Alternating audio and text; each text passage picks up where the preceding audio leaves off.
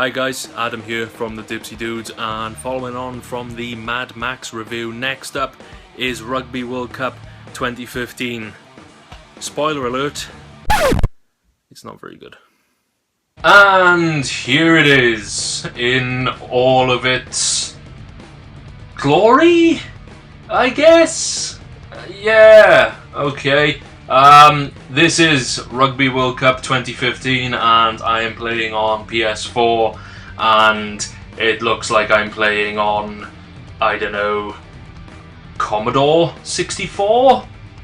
No, I'm just joking, that's being a bit harsh, but let's face realities here, this game does not look good. It's graphically substandard, and to be honest, you could use that phrase substandard to describe the entire package. It's a very basic interpretation of rugby, and it's nothing that's gonna blow any wind up your skirt, I'll be honest with you.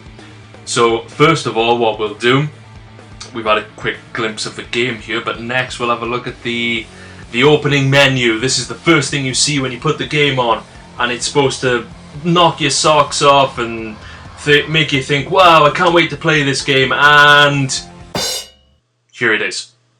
Yep, this is it. So somehow they've even managed to make the menu poor graphically.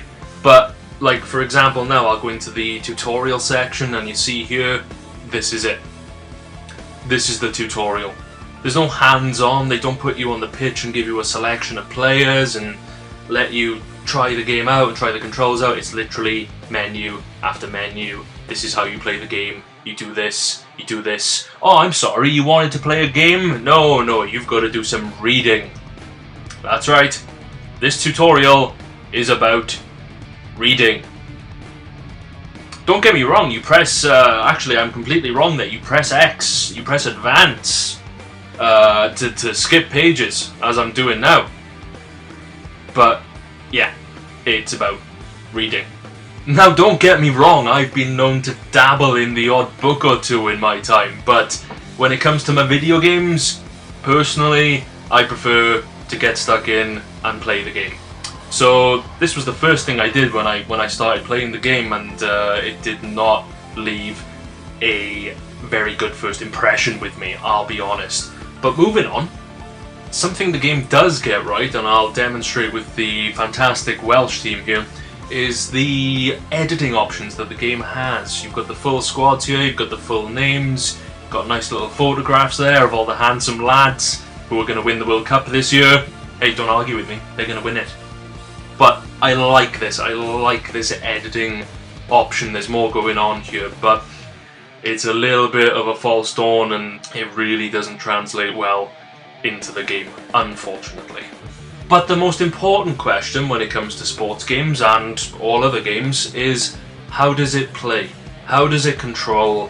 Is it an accurate representation of rugby?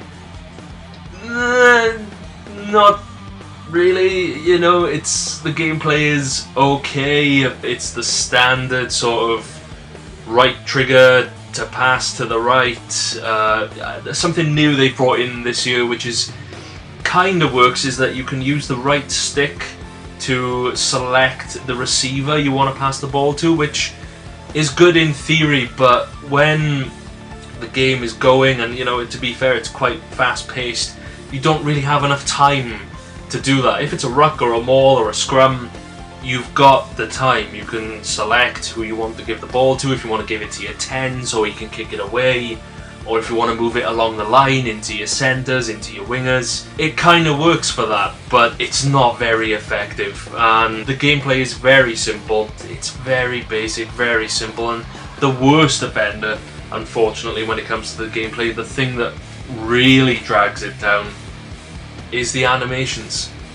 The animations of the players. I mean, for some reason, when players get tackled, the tackle animations look okay. They look fairly realistic. But all the other animations, the passing animations, the kicking animations, they're fucking hilarious, to be honest with you. And the worst animation I've seen is when a ball is kicked away into space, and a player comes to pick it up. It is literally a robotic movement of the player walking up to the ball, stopping, bending down, picking the ball up, and standing back up, and then turning to face. And it's just, you know, it's 2015. It even says on the box, Rugby World Cup 2015, and gameplay and animations like this, unfortunately, they're not acceptable. They're not acceptable in this day and age, and I expect better.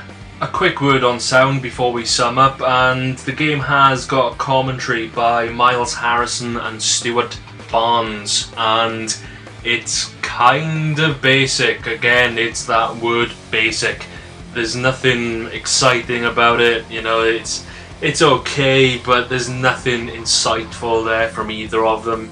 You kind of get the impression that they were being directed, well, obviously they were being directed, but you're not supposed to feel that. It's supposed to feel like you're watching a proper, live, good game of rugby, but for me it just felt a little bit robotic and not as good as what we get from Martin Tyler and Clive Tilsley on the FIFA games. And I realise I keep bringing up FIFA, but that's because that's what I want. I want a rugby game that is good enough to compete with FIFA. I want the rugby version of FIFA. We all do. Rugby fans all over the world. It's what we've been asking for. And unfortunately, this game doesn't deliver. So, when it all comes down to it, what score am I going to give it? I will say that the game, it's not terrible. We're not talking 1 out of 10 territory here. It's passable, it's okay, you know, you might have some fun if you get some of the boys around, you crack open a few beers, you put it on before you watch an actual match of rugby. It might get you in the mood for the game. You know, it's, like I say, it's very basic, it's very simple, but I think the possibility is there to have some stupid fun with it, to have a laugh with it.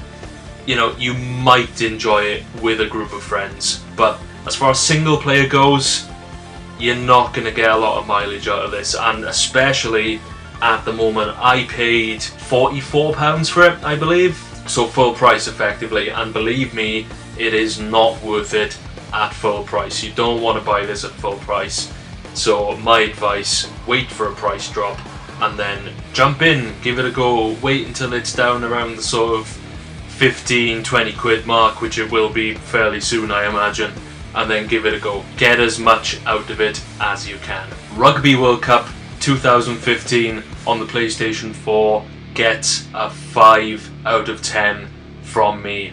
Middle of the road, bang average. Passable gameplay, which has the potential to be better with friends, doesn't excuse poor graphics, weak commentary, and an overall mediocre presentation. So that's it from me, guys. I'm very disappointed with this game. I was hoping for something much better than what we got, but like the video, subscribe to us, leave me a comment, let me know what you think, let me know if you're still going to give this game a go regardless of what I say, and I'll catch you next time. Gets his way past. Bigger. There it is, it's really on. He tried to tackle him, but he can't stop him in that form. He's gone and he will be away.